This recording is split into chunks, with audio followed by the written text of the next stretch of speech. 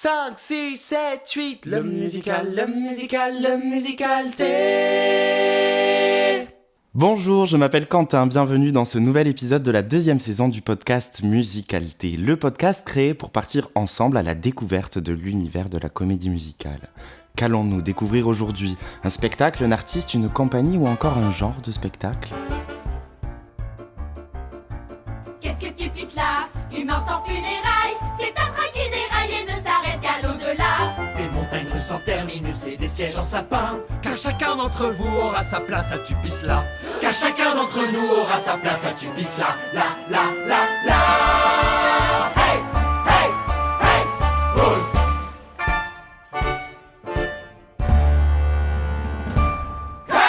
Pour l'épisode d'aujourd'hui, qui est un musical talk, j'ai le plaisir d'accueillir Marie Boulard, la metteuse en scène, et Stéphane Duré, le directeur vocal de la compagnie L'Art qui cache la forêt, qui prépare en ce moment l'adaptation française du spectacle Urinetown, ou chronique d'une ville sous exploitation latrinaire, qui se jouera le 19 et 20 avril 2024 au théâtre de Lagorène à Bourg-la-Reine. Bonjour. Bonjour Marie. Bonjour. Bonjour Stéphane, merci de nous rejoindre dans cet épisode du Musicalité pour nous présenter votre compagnie de comédie musicale. Alors, L'Art qui cache la forêt, déjà, pourquoi ce nom de compagnie ? Qu'est-ce que ça signifie ? Aïe. En fait, on a fait une réunion avec des personnes avec qui avaient envie de monter un petit peu une association pour monter des comédies musicales.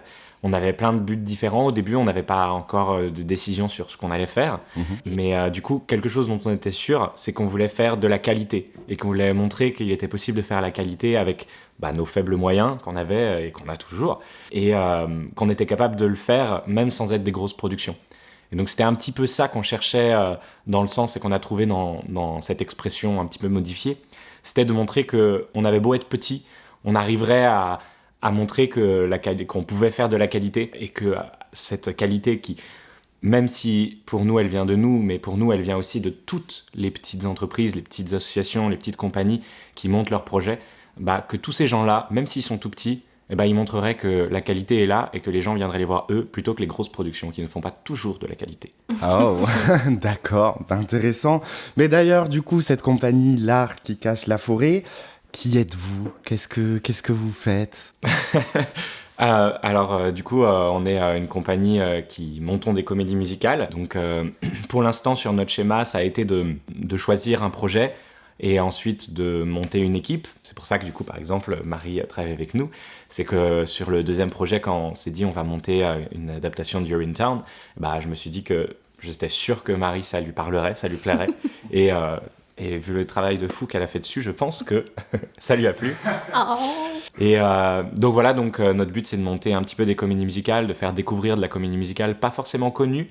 On essaye de prendre des œuvres qui nous parlent, qui ont un fond, mais en même temps, qui ont un fond qui est intéressant, qui a des valeurs, qui parle de choses, mais en même temps qui peut aussi se plaire dans la forme. Donc voilà, on avait voulu prendre des œuvres qui ont des valeurs, qui nous parlent, et en même temps, du coup, des œuvres qui sont quand même pas moralisatrices. C'est-à-dire que, par exemple, Urinetown, tu m'arrêtes si jamais, mais c'est beaucoup d'absurde, c'est beaucoup d'humour, et je pense qu'on peut le regarder même sans vision politique. Mais que... Oui, ça serait dommage, mais oui. Ça serait dommage. Donc voilà. Une troupe engagée, mais avec laquelle on passe quand même un bon moment autour de spectacles de comédie musicale. Exactement. Et je pense qu'il y a aussi le fait qu'il faut ajouter que c'est dans l'ADN de la compagnie de faire découvrir au public français des œuvres anglo-saxonnes et de pas choisir du coup de spectacles musicaux français par exemple, mais plutôt des œuvres anglo-saxonnes pour un peu populariser le genre aussi auprès du public. D'accord, super intéressant, on en parlera peut-être un petit peu plus tard de quelle est votre stratégie et comment vous y prenez justement pour adapter ces œuvres anglo-saxonnes en français. Et oui. Mais du coup, tu as évoqué Carrie, le musical, c'est le précédent projet sur lequel la compagnie a travaillé. Ça s'est passé comment ? Ça s'est très bien passé. C'était beaucoup de stress parce que c'était notre premier gros projet. On était 3 à avoir lancé un peu ce projet-là à la base, les 3 personnes qui étaient dans le bureau. Et on a recruté une metteuse en scène. Ensuite, on a recruté tous les comédiens et on a commencé les répétitions. C'était pas évident. On avait noué directement un partenariat avec une salle qui s'appelle le KL. Enfin, c'est pas une salle, comment on dit, Une MJC. Une MJC qui s'appelle le KL à Bourg-la-Reine, avec qui on s'est entendu très très bien. Et du coup, on a eu une année de répétition comme ça, avec voilà, tout le stress que peut emmener un projet pareil, les problématiques de trouver le théâtre, etc. C'était pas facile, mais on s'est accroché et je pense que le résultat était à la hauteur de ce qu'on voulait faire et que on essaye maintenant de toujours réussir à faire au moins ça, voire mieux. Et je pense que c'est largement réussi sur You're in Town. Croisons les doigts. Non, je n'en doute pas, j'ai hâte de découvrir ça. Du coup, ce prochain projet, You're in Town, vous êtes en plein dedans. Vous aviez fait le teasing de cette comédie musicale avec des emojis qui m'ont surpris, que j'ai trouvé très marrant, puisque nous avions des masques de théâtre, une clé de sol, un caca, des gouttes d'eau, du papier toilette, un cabinet et un cœur jaune.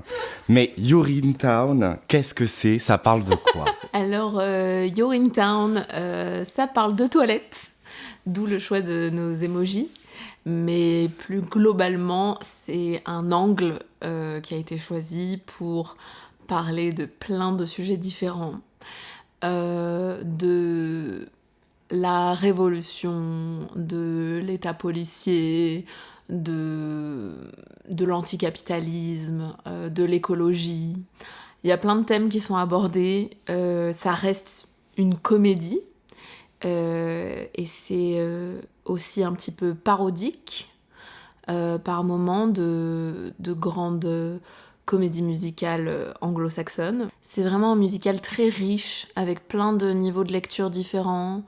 Comme disait Stéphane tout à l'heure, on peut tout simplement juste passer un bon moment, sans trop forcément se poser de questions politiques. Et on peut aussi se poser plein de questions. Donc c'est ça qui, moi, m'a beaucoup séduit dans cette œuvre. Mais je sais pas si tu voulais que je fasse un synopsis. Ouais, si on peut avoir un petit résumé de l'histoire. Alors l'histoire, on se place dans un futur pas si lointain, une ville pas si lointaine non plus. Et il y a eu, il y a quelques années, une immense sécheresse qui a poussé les autorités à interdire l'usage des toilettes privées. Donc maintenant, tout le monde est obligé de payer pour aller se soulager dans des toilettes publiques qui sont gérées par une société privée, qui cherche donc le profit, en fait. Et on suit Bobby Ford, qui est le personnage principal et qui décide, suite à une énième hausse tarifaire, de mener la révolution. Voilà. La révolution pour pouvoir du coup pisser librement, c'est ça ? Tout à fait. Et alors du coup, toi, comment tu es arrivée dans le projet, dans la compagnie ?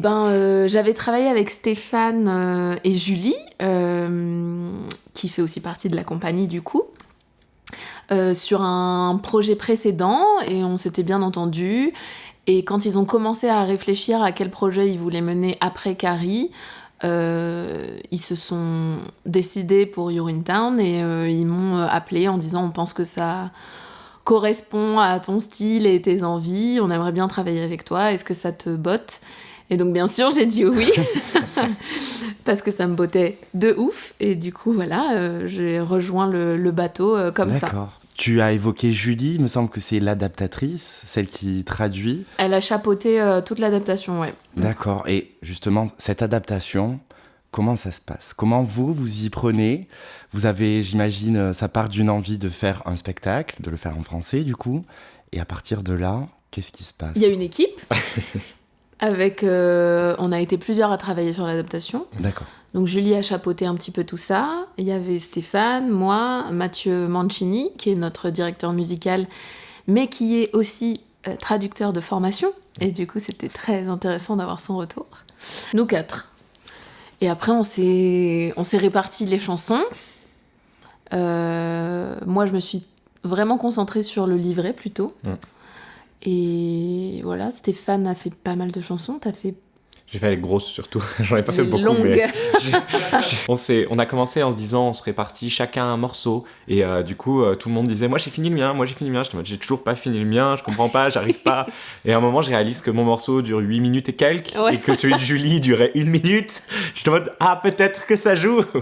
Non bah, voilà, c'était en tout cas une sacrée expérience. Et beaucoup d'échanges. Oui. On a beaucoup échangé sur le travail des uns et des autres, en proposant nos idées et en disant bah ça je suis pas super fan de cette formulation, est-ce qu'on pourrait trouver autre chose.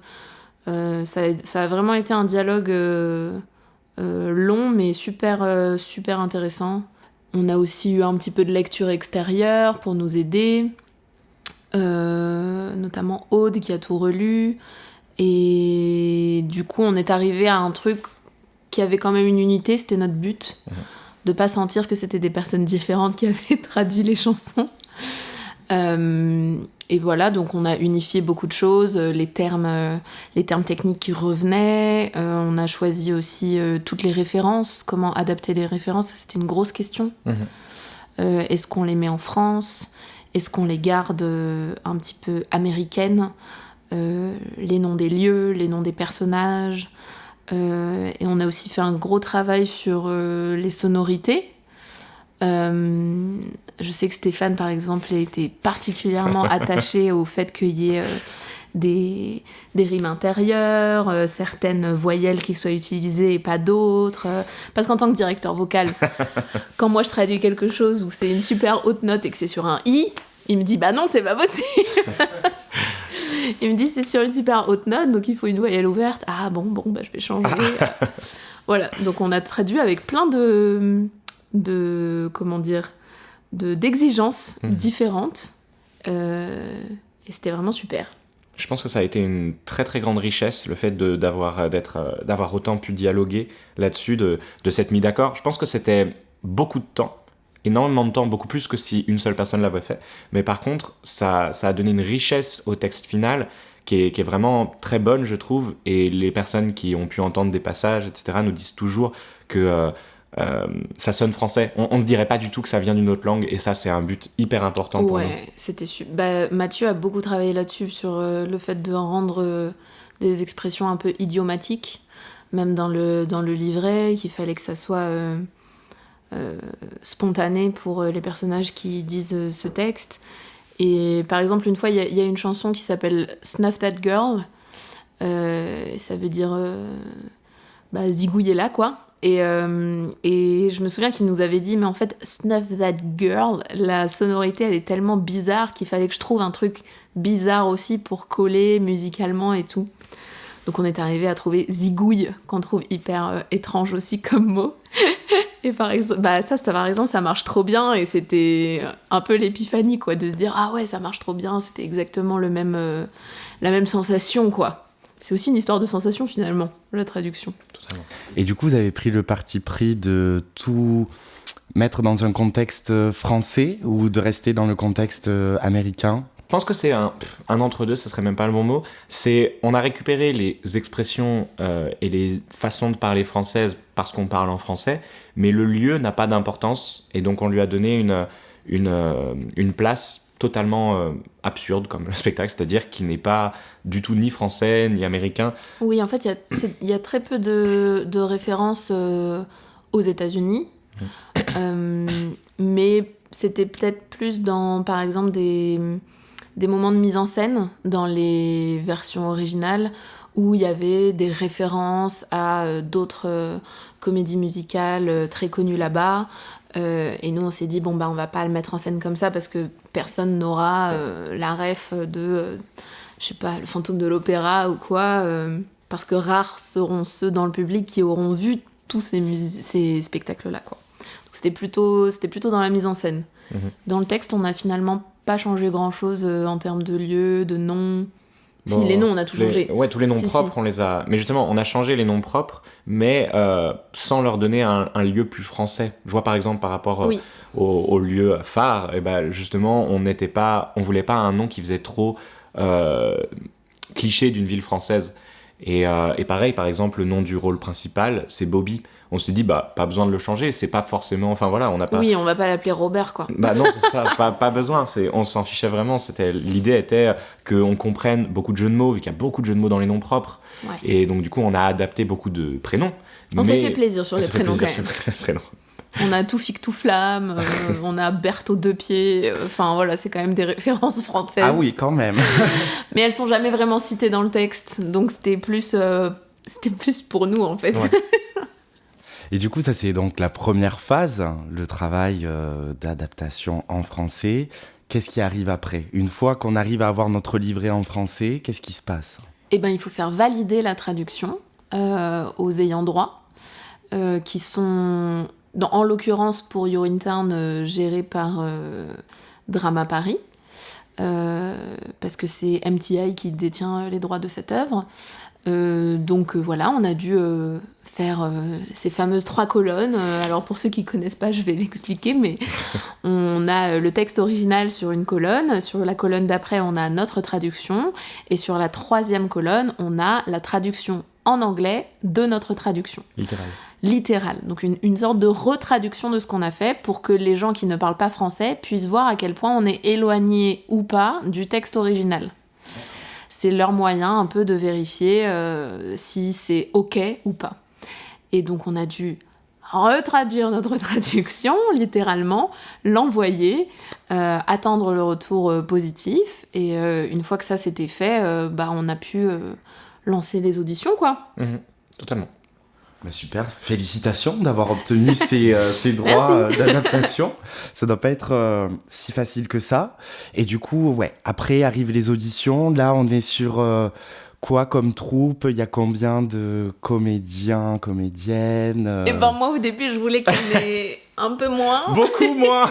Alors si je peux dire, au tout début, on discute justement de ça, parce que ce qui est intéressant, c'est qu'en vrai, pour beaucoup, le projet a commencé à peu près vers les auditions, etc. Mais en fait, ça faisait déjà pratiquement 6 mois qu'on travaillait sur le projet, qu'on faisait quasiment une réunion par semaine pour en discuter, pour voir où on était à l'avancement. Alors des fois, c'était juste en appel, mais très souvent, on se voyait vraiment pour essayer d'échanger aussi.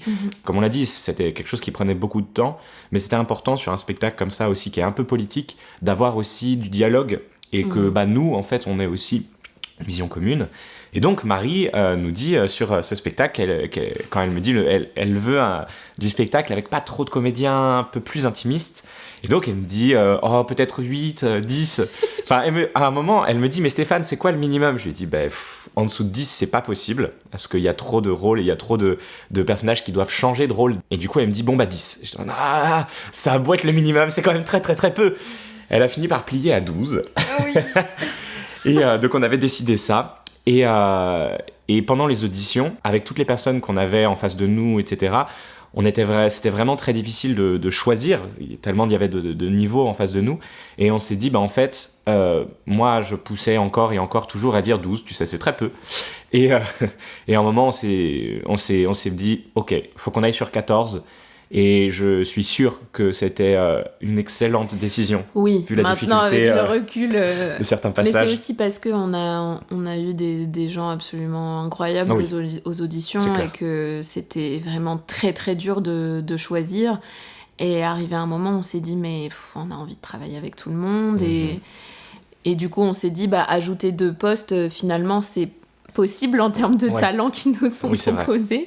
Et puis moi, j'ai commencé aussi à cette période à penser un petit peu la mise en scène, et je me disais qu'il y avait quand même certains moments clés du spectacle où ça rendrait vraiment pas bien si on n'était que 10 ou que 12, parce qu'il fallait des effets de foule, il fallait quand même du monde au plateau. Et donc j'ai fini par dire à Stéphane, en fait, tu avais raison. Allons sur 14. Donc voilà, on a 14 comédiennes et comédiens qui chantent tous super bien et qui dansent aussi. Enfin voilà, on était ravis de ces auditions, vraiment. Par rapport à ces auditions, d'ailleurs, on a été ravis même avant de les faire passer. Quand on a fait passer le casting, on savait pas du tout combien de personnes allaient réagir, allaient répondre, et on a eu énormément de personnes pour nous. On a eu plus de 120 candidatures, et c'était pour nous exceptionnel. Enfin, on s'attendait pas spécialement à en avoir autant, et surtout de ce niveau-là. C'est-à-dire que on avait prévu des salles pour auditionner les personnes.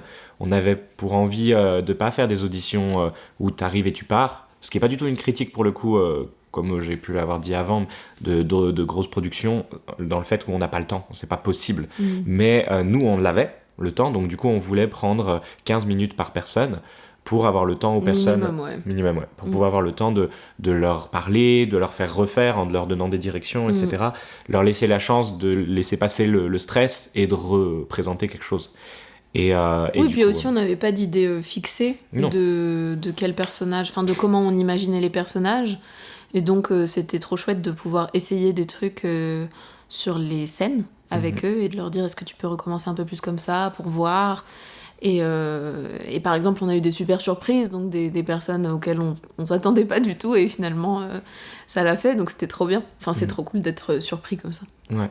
Trop bien, parce que du coup tu disais que vous saviez pas exactement ce que vous vouliez de façon précise et déterminée. Est-ce que vous avez pris des libertés du coup dans la mise en scène pour proposer quelque chose de nouveau, de novateur? Est-ce qu'il y a des axes particuliers que vous avez choisis? Oui, alors bon, il n'y a rien de révolutionnaire, hein. Je vais pas dire que qu'on fait je sais pas du théâtre abstrait ou que sais-je, mais oui, on a pris des libertés dans la mesure où on n'est pas obligé sur ce contrat-là de respecter la mise en scène qui a fait date à Broadway, comme ça peut être le cas sur d'autres œuvres. Donc là, on était libre de ça. Et je voulais un petit peu sortir You're in Town du cadre vraiment très concret qu'on voit tout le temps quand c'est mis en scène... Enfin, il y a plein par exemple, de captations sur YouTube de différentes mises en scène de cette œuvre. Donc c'est quelque chose de très concret où on a un bloc sanitaire avec vraiment des toilettes sur scène. On a un bureau qui est vraiment un bureau avec un énorme logo. Enfin voilà. Et surtout, on avait beaucoup de contraintes de temps, de budget, d'énergie, de personnel qui pouvait construire ou pas les décors, etc. Donc moi je voulais partir sur quelque chose d'un petit peu plus abstrait, et c'est là que Théo Filippo, notre scénographe, a mis son petit grain de sel, et heureusement, parce que moi je suis venue le voir en lui disant voilà, moi j'ai une idée de ce que je veux demander en termes de jeu aux comédiennes et comédiens, mais j'ai besoin que quelqu'un fasse exister un décor qui fasse sens. Parce que moi, j'y arrive pas, j'ai des idées que je trouve nulles, j'imagine que toi, tu seras mieux. Et donc, il m'a fait des croquis, on a réfléchi beaucoup, et puis on est parti sur la scénographie qui est celle qu'on a actuellement, qu'il a entièrement construite, et qui est donc entièrement modulable, et qui est très abstraite. Donc ça fait... Enfin, très abstraite, non, j'exagère. Qui est un peu abstraite. Qui fait exister 4 lieux différents en fonction de comment les modules sont positionnés. Et c'est à partir de là que ensuite, moi j'ai travaillé avec les comédiennes et comédiens plutôt sur le jeu, sur les déplacements, tout ça. Mais ça m'a vraiment beaucoup, beaucoup aidé d'échanger avec lui pour savoir ce que ça allait donner, quoi. Parce que avoir une idée de comment on veut diriger les gens... sans savoir dans quel espace ils vont jouer, c'est compliqué. Donc, voilà. D'ailleurs, sur la scénographie, il y a en effet un vrai travail de création de la part de Théo, avec du coup j'ai vu quelques images sur vos réseaux sociaux, avec du coup des modules composés de tubes métalliques. Alors de tubes en PVC. De tubes en PVC, ok. Qui sont peints. Pour faire genre c'est du métal. D'accord. La magie du théâtre. Ben, ça rend très bien, voilà, je me suis laissé avoir. Et j'ai vu que d'ailleurs pour tous les décors, vous aviez quand même une démarche plutôt écologique, puisque vous avez aussi fait de la récupération de certains éléments. Ça fait partie de vos valeurs de la compagnie? Bah oui. Oui. Oui, totalement. C'était aussi quand Marie elle a commencé à me parler des décors, etc. Elle m'a directement parlé de ça, de me dire que elle aimerait qu'on trouve des choses de récupération, etc. Et Théo, c'est aussi, Mhm. c'est aussi inscrit dans l'ADN du travail de Théo de favoriser les matériaux de seconde main. Enfin, la pièce est écolo en soi, C'est ça, ça parle c'est vraiment ça.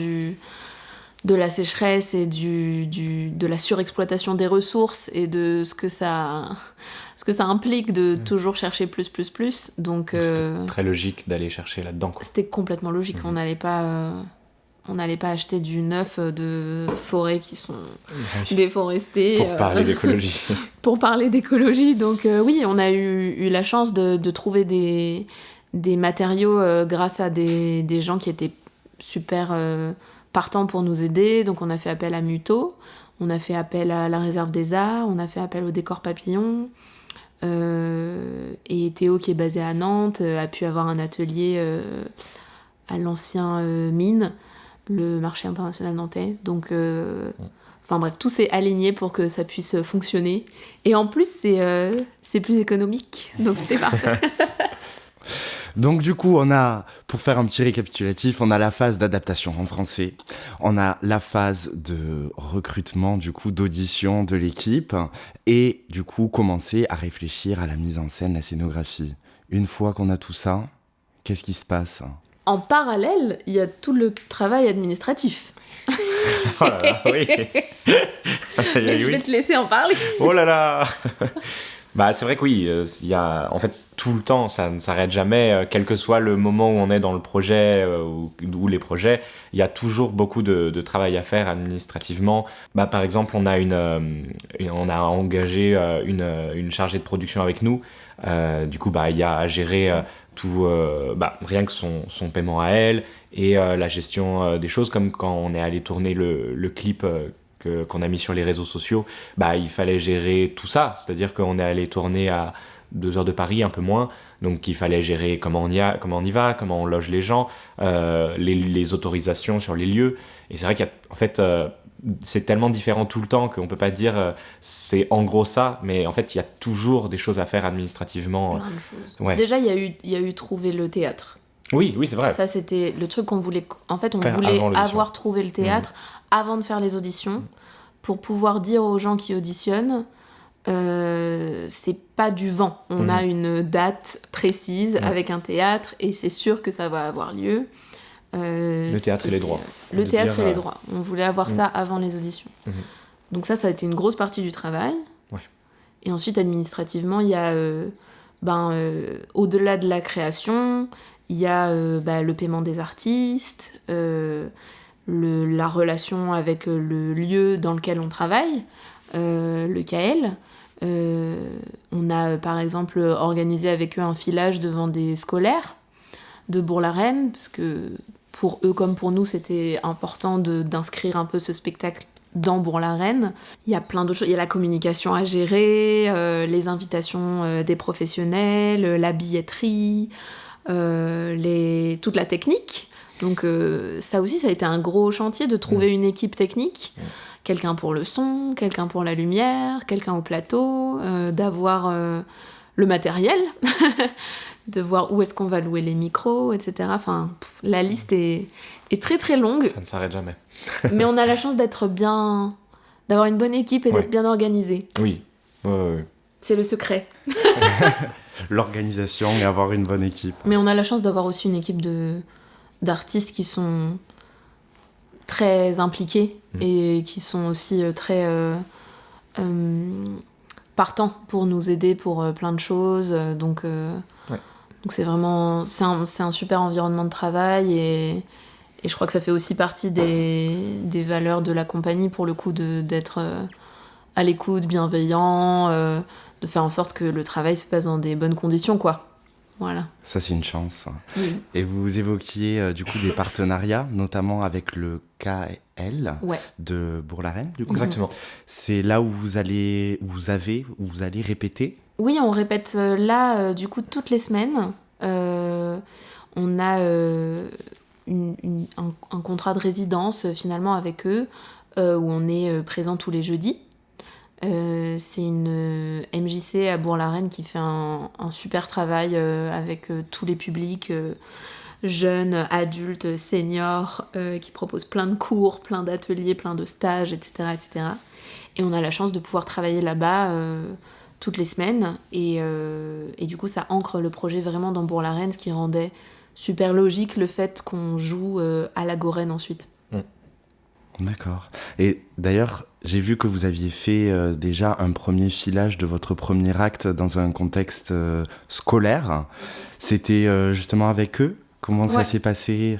Ouais, bah justement, c'est ce que disait aussi Marie tout à l'heure, c'est le filage qu'on a fait en partenariat avec eux et avec des scolaires qui venaient d'écoles alentours. Du On a eu 3 collège classes. Évariste Gallois. Collège Évariste Gallois. Il y avait 3 classes, au final 3 classes qui sont venues. Il y a 3 classes qui sont venues pour nous voir faire cette représentation-là.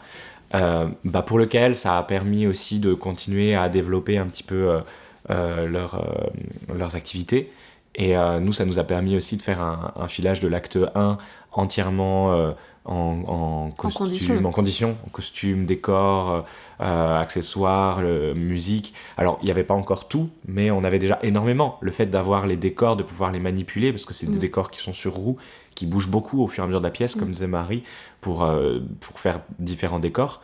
On avait déjà 3 musiciens sur les 5 qu'on aura qui étaient disponibles pour venir là. On avait déjà des lumières par rapport à ce qui était possible au KL, qui ont une très belle salle de spectacle. On a pu faire avec des jeux de lumière, etc. Donc c'était en plus, on avait l'équipe au complet ce jour-là. Ouais. Donc du coup, c'était un bonheur de pouvoir voir ce que ça pouvait rendre, même si c'était qu'un aperçu. C'était un aperçu qui, en tout cas, nous donnait envie énormément, quoi. Ça nous a boosté vraiment pour ouais, puis c'était super d'avoir ce public-là, non seulement parce qu'il est de Bourg-la-Reine, mais en plus parce qu'après, du coup, on a eu un bord plateau, on a pu discuter avec eux, ils ont pu poser des questions et tout, et donc on a pu aussi voir ce qui potentiellement pêchait un peu, ce qui n'était pas clair pour leur lecture, et puis c'était super d'avoir des réactions, de savoir ce qui a fonctionné, ce qui n'a pas fonctionné, et de l'inscrire sur ce territoire. Ça fait aussi partie des missions de la compagnie finalement, c'est de démocratiser un petit peu à notre humble échelle la culture et du coup de pouvoir le montrer à des collégiens qui peut-être ne seraient pas venus comme ça voir le spectacle à la Goren. C'était super. Je sais pas s'ils avaient... Il y en avait quelques-uns qui avaient l'habitude de voir de la comédie musicale, mais pas beaucoup. Donc on était super contents de pouvoir toucher ce public-là. C'est quelque chose que vous aimeriez développer, du coup, des interventions comme ça en milieu scolaire ou autre pour faire vivre votre spectacle et cet échange? Ça serait trop bien, mais c'est un spectacle qui malheureusement est très lourd. Et du coup, les interventions en milieu scolaire sont souvent beaucoup plus adaptées à des petites formes. Donc ça se réfléchira, je pense, après les premières. Déjà voir si le spectacle fonctionne. Enfin, j'en doute pas, mais quand même, on attend de transformer l'essai. Mais ça serait super, ouais. C'était franchement des belles conversations qu'on a eues à la fin, donc c'est encourageant.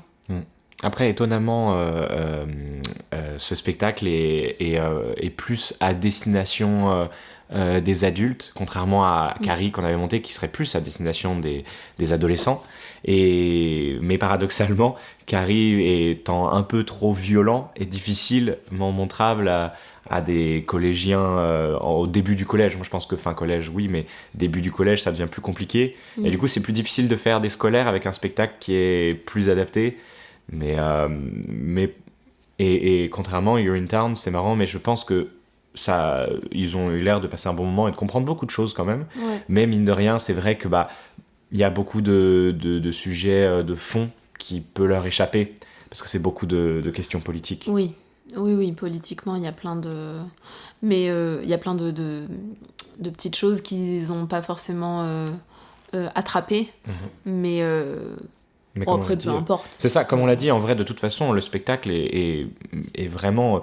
On peut accessible. Vraiment, accessible, on peut vraiment prendre ce qu'on veut dedans. Je pense vraiment qu'on peut venir sans aucune vision politique en entrée et en sortie et passer un bon moment. Oui, ils ont beaucoup rigolé. Bah ouais. Mais ça, c'est l'essentiel, hein, finalement, quand on va voir un spectacle aussi, c'est de passer du bon temps, même si on peut en sortir des sujets à se questionner et sur lesquels réfléchir par la suite. Pour reparler du spectacle You're in Town, d'un côté un peu plus artistique, j'ai entendu que tu as cité que vous aviez des musiciens en live. Oui, Ça, c'est une chance, hein, en France. c'est super. Comment ça se passe? Quels sont les musiciens? Vous avez quoi comme instrument qui vous accompagne? Alors, on va avoir une session rythmique, donc batterie, mais pas que, parce que souvent on imagine juste la batterie, mais il y a beaucoup de petits objets qui font des sons un peu différents de juste la batterie, surtout en comédie musicale, vu qu'on a besoin d'effets spéciaux, c'est pas le bon mot, D'effets sonores. d'effets sonores, voilà. On va avoir du coup un piano, avec du coup le directeur musical qui sera au piano, qui dirige l'orchestre. Et ensuite, on a une contrebasse, et on a deux soufflants, donc un euphonium qui fait aussi de la trompette, et Un saxophone. un saxophone, merci. Avec, du coup, les musiciens et musiciennes ont été recrutés par Mathieu, notre directeur musical. Et il et elle sont super talentueux, Ouais. c'est talentueux, donc on est trop contents. Trop bien. Mais d'ailleurs, en termes de musique, qu'est-ce qui se passe dans You're in Town? C'est quoi comme style de musique qu'on peut retrouver C'est très éclectique. Ouais, je pense que j'utiliserais un peu le terme de jazz moderne, mais ça veut tout et rien dire, dans le sens où c'est pas du tout de la pop comme on pourrait voir dans Molière, l'opéra Grubin ou ce genre de spectacle-là, ça c'est sûr. Par contre, c'est pas non plus trop classique, mais en même temps l'écriture peut être donnée un petit peu le côté classique, le côté jazz. Mais je pense que selon les numéros, le style peut varier vachement. Oui, et c'est aussi l'aspect parodique dont je parlais tout à l'heure, c'est qu'il y a certains morceaux qui sont très marqués par une esthétique particulière. Donc il y a un peu un morceau qui est très musique épique, style Les Misérables, quoi. Il y a des morceaux qui sont beaucoup plus jazz, il y a des morceaux qui sont vraiment ballades amoureuses, vraiment typiques de Broadway. Il y a un morceau qui est un peu plus inspiré violon sur le toit. Oui. Il y a plein de petites références comme ça, donc en termes de genre musical, c'est difficilement résumable, mais il y en a pour tous les goûts.